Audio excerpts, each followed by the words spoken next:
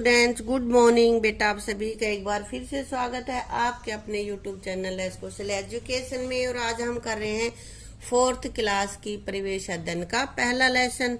बेटा कुछ चैप्टर इसका हमने पढ़ लिया है और कुछ पोर्शन अब आगे करेंगे। तो यहाँ से हम पढ़ते हैं मिलकर मनाई होली। अब यहाँ पे क्या है, यह फोटो तो पिछली होली के मौके की है। गांव से चाचा चाची बुआ अनु सब आए थे और हमने मिलकर होली खेली थी। तो ये पिक्चर देख रहा है ना वो अपने इसमें सुमित, तो उसमें देख रहा है कि अरे ये होली की पिक्चर है। और देखो होली पे क्या कर रहे हैं, रंग गुलाल सब रंग बिरंगे हो रहे हैं ना, ऐसे ही खेलते हैं ना होली पे, बड़े मजे आते हैं भाई, है ना। तुम्हारे परिवार में होली कैसे मनाते हैं, होली किस तरह से मनाई जाती है, वो तुम्हें यहाँ पे लिखना है। तो मैंने यहाँ पे लिख रखा है बेटा, होली का दहन करते हैं ना होली वाले दिन, और सभी लोग उसमें नाच गाना गाते हैं। अगले दिन रंगों व गुलाल से होली मनाते हैं, पानी पिचकारी, है ना। हमारे घर में होली पर गुंजिया दही बड़े आदि पकवान बनाए जाते हैं। कुछ और बनाया जाता हो, कुछ और करते हो तो उसमें तुम वो लिख देना, ठीक है बेटा। बेटा अपने पास है, समीर के परिवार में दादाजी दादी जी ने फैसले लिए, है ना। दादा ने कहा कि लड़के लाएंगे, ताऊ ताई लाएंगे। दादी ने कहा नहीं, कपड़ों का जो भी खरीदारी होगी वो घर की औरतें करेंगी, है ना। तो इस तरह से तुम्हारे परिवार में फैसले कौन लेता है ये तुम्हें बताना है बेटा, तुम अपने आप लिखोगे ये, है। क्या फैसले लेने वाला व्यक्ति परिवार के अन्य सदस्यों की राय भी लेता है। जैसे दादाजी ने मान लिया था ना दादी जी का, ऐसे ही औरों की राय लेता है या नहीं लेता है, ये बेटा तुम्हारे घर का काम है। और बड़ों से पूछोगे या तुम्हें अपने आप से भी पता होगा तो वो तुम यहाँ पे लिखोगे। तुम्हारे परिवार में ऐसे अवसरों पर तुम्हें किस तरह का काम सौंपा जाता है। किस तरह का, तुम छोटे बच्चे हो ना, तुम्हें क्या काम दिया जाएगा, जो भी आता है उनको पानी पकड़ा दोगे आप, है ना, चाय पिलाओगे, इस तरह का काम आपको सौंपा जाता है। या कुछ अलग से सौंपा जाता है तो तुम वो भी लिख सकते हो। तुम्हारे परिवार में नीचे लिखे कामों के बारे में किस किस सदस्य की राय शामिल होती है। तो नीचे दे रखे, इधर काम दे रखे, यहाँ सदस्य जो राय देने वाले हैं, सलाह देने वाले हैं, उनके वो लिखने हैं तुम्हें। यहाँ मैंने कुछ लिख रखे हैं, इनमें तुम अपने हिसाब से फेरबदल कर सकते हो। खाने में क्या क्या बनेगा, तो ज्यादातर बड़ी औरतें हैं वही फैसला कर देती हैं, अगर और कोई करता है तो वो लिख देना। मैंने लिखा है दादी जी। दिवाली पर पटाखों की खरीदारी होगी या नहीं होगी, तो ये मम्मी और दादी कहते हैं बच्चे बहुत ज्यादा शोर मचाते हैं, नहीं बजने, या कोई कहेगा चलो बच्चे हैं बजा लेंगे। त्योहार पर नए कपड़े जूते आदि खरीदने हैं या नहीं, ये पापा जी। तुम्हारे घर में कोई और भी करता हो सकता है बेटा। घर के लिए टीवी फ्रिज स्कूटर साइकिल आदि खरीदारी कब होगी, ये फैसला घर के बड़े ही कर देते हैं कि अभी पैसे नहीं है या अभी त्योहार आएंगे तब लेंगे, इस तरह के फैसले। यहाँ मैंने लिखा है दादाजी, तुम्हें अपने परिवार के लिखने बेटा। यदि तुम्हें एक दिन के लिए तुम्हारे परिवार का मुखिया बना दिया जाए तो तुम परिवार के लिए क्या फैसले लोगी। भोजन संबंधी, कि भाई क्या बनेगा क्या नहीं बनेगा, इस तरह के फैसले जो भी तुम लोगे वो तुम्हें लिखना है यहाँ पे। कपड़े खरीदने में कौन सा फैसला लोगे, अभी खरीदेंगे या नहीं खरीदेंगे, या किस किस के लिए खरीदेंगे, ये फैसले तुम जो चाहो वो कर सकते हो, यहाँ पे तुम्हें लिखना है। इसी तरह से फर्नीचर खरीदने में, जैसे बेड खरीदना है या भाई कोई मेज खरीदनी है, तो वो आप लोग अब खरीदोगे कि नहीं खरीदोगे, खरीदोगे तो कौन सा खरीदोगे, ये तुम्हें यहाँ पे लिखना है। टीवी देखने में, और टीवी देखने में क्या फैसला लोगे कि भाई पूरा दिन आज मैं मुखिया हूं, मैं ही देखूंगा या कुछ और। भाई हो सकता है तुम ऐसे भी कर सकते हो कि टीवी 1 घंटे से ज्यादा कोई टीवी नहीं देखेगा, है ना, या सारा परिवार एक साथ मिलकर देखेंगे। कैसे भी फैसले तुम्हें करने हैं ये तुम अपने आप लिखोगे बेटा। अब देखो आगे एक और पिक्चर दे रखी है, इसमें देखते हैं क्या लिख रखा है। सहभोज, सहभोज मतलब सभी जहां मिलकर खाते हैं। यह उस दिन के सहभोज की फोटो है जब हमारे गांव में लोगों ने पहली बार खड़े होकर खाना खाया था। पहले तो गांव में पंक्तियों में बिठाकर पतलों में खाना खिलाया जाता था।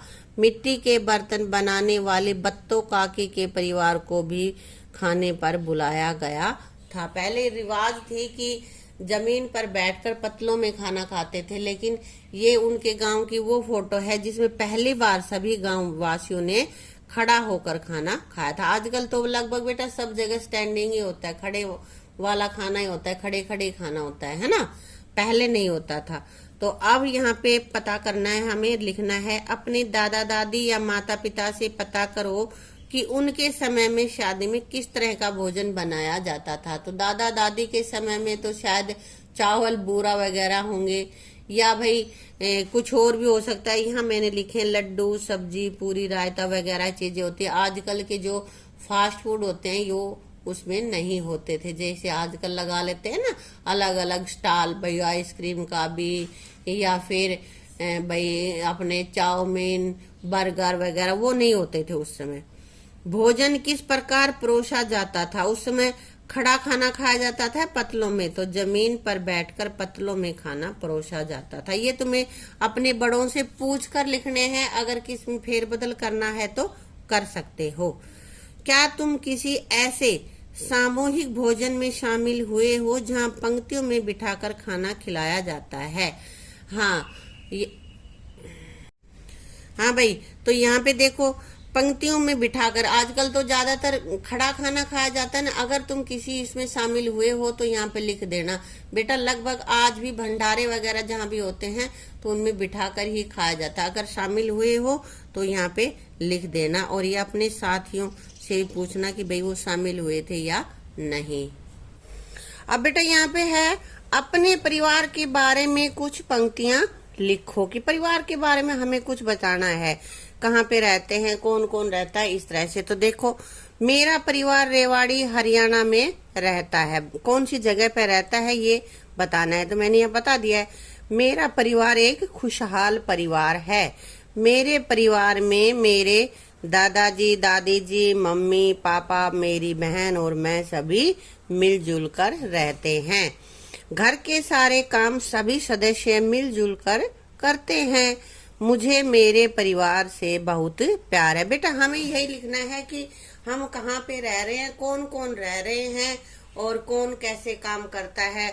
ज्यादा लिखना चाहो तो ये भी लिख सकते हो कि मेरी मम्मी क्या करती है, पापा क्या करते हैं। इस तरह से कुछ लाइनें यहाँ पे लिखनी है, ठीक है। अब आगे अपने पास है आओ ये भी करें। तो क्या है, अपने परिवार का परिवार वृक्ष बनाओ। तो यहाँ पे हमें अपना परिवार वृक्ष बनाना है। जैसे कि ये देखो, पेड़ बना दिया ना हमने, और पेड़ में सबसे नीचे ग्रैंडफादर, ग्रैंडमदर, दादा दादी, और फिर इनके ये दो बच्चे, ये मैंने देखो एरो का निशान भी लगा रखा है, फादर और अंकल। और फिर इनकी शादी हुई मम्मी से, और इधर हमने लिख दिया आंटी, है ना। और अंकल आंटी के हो गए रवि, यानी कि उनके बच्चे का नाम है ये। और इधर हमने मदर और फादर के हम दो, मैं और निशा। ये एग्जाम्पल दिया है, ये तुम्हें अपने परिवार का लिखना है। अगर तुम दो बहन भाई हो तो दो लिखोगे, एक हो तो एक लिखोगे, चाचा तीन है तो यहाँ पे तीन बना देंगे, जैसे फादर, अंकल और एक और अंकल, ठीक है। इस तरह से ये फैमिली ट्री हमारा बन जाएगा। परिवार में जितने भी सदस्य हैं उनका हमें यहाँ पे वर्णन करना होता है, ठीक है। अब बेटा आगे यहाँ पे है, ये कह रहा है कि अपने माता पिता की मदद से उनके बचपन के परिवार वृक्ष बनाओ। तो इधर ये माता का और ये पिता का, तो यहाँ ऐसे बनाओगे जैसे तुमने अपना बनाया था उसी तरह से। नीचे उनसे पूछोगे उनके परिवार में जब वो छोटे थे तो कौन कौन थे, भाई इनके कितने चाचा ताऊ थे, कितनी बहनें थी, कितने भाई थे, वो सारी चीज़ें यहाँ पे आप लिखोगे। इसी तरह पापा के पूछोगे, ठीक है। दोनों का अलग अलग इनमें आप वर्णन करोगे। अब यहाँ पे है, दोनों परिवारों में समय के साथ साथ क्या बदलाव आए हैं लिखो। तो क्या क्या बदलाव, पहले वाले परिवारों में और अब के परिवारों में क्या बदलाव आ गया है बेटा। पहले संयुक्त परिवार होते थे जिसमें दादा दादी, चाचा चाची, ताऊ ताई, बुआ आदि सभी मिलकर रहते थे, है ना। परंतु अब क्या होता है, परंतु अब एकल परिवार पाए जाते हैं जिसमें सिर्फ कौन कौन होते हैं, माता पिता, उनके बच्चे ही साथ रहते हैं। ऐसे ही होता है आजकल, और आजकल ज्यादातर एकल परिवार ही होते हैं, संयुक्त परिवार अब नहीं होते हैं। बेटा इसी के साथ अपना ये लेसन यहाँ पे समाप्त होता है। इसकी सभी वीडियोज को देख करके लेसन कंप्लीट करना। आगे अपने पास बच रहा है फिंगर पपेट बनाना, ये हम अगली वीडियो में अलग से एक वीडियो में सीखेंगे। अगर वीडियो आप लोगों को अच्छी लगी तो वीडियो को लाइक करना, शेयर करना और चैनल को सब्सक्राइब करना, ताकि इसी तरह की और वीडियोज आपको मिल सके। Thank you.